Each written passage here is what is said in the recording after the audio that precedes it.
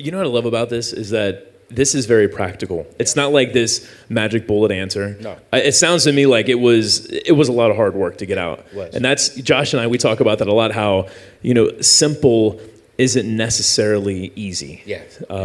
Easy is to get into debt, to go with the flow, and then eventually, you end up with the waterfall and regretting it. Right. But yes, to simplify your life, to get out of debt, it takes a lot of work. It takes a plan. Yeah. And I'll tell you, man, anyone out there right now in this crowd or listening to this podcast who is struggling with finances, you've got to start with a budget. Like that is by far the number one thing. Since we're on the road with Anthony and Chris and Rachel, I've been going over all these financial books, and there's one very common thing through every book. It is start with a budget. So now I have like a little mentoring side business that I have where I'll take on some mentoring students and stuff. And the students will come to me and they'll talk about their money problems. And it might be 10 minutes into the call and I'm like, I'm happy to spend this whole hour with you.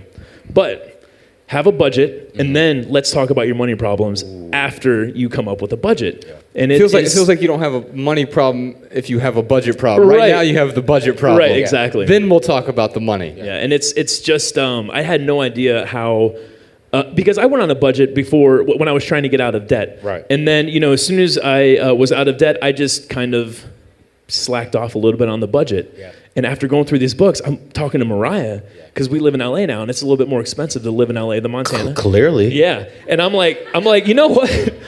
We were doing so much better in our finances in Montana. Now that we're living in LA, like we need to come up with a budget. So we've been doing this for the last couple months. And man, every time that I might go to the corner store and want to buy like sparkling water or something, and it costs me $3. Right. And the thought of going in the store, paying the $3, and then going into my Every Dollar app to put in the $3 that I spent, it's not worth the hassle of messing with my budget. So just having that one little tool, it just really puts your spending into perspective.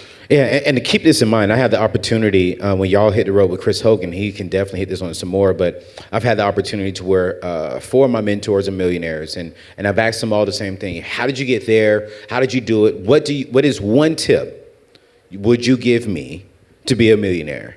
And none of them really knew at the time, and I was connected with Dave and stuff like that, and all of them said, have a budget.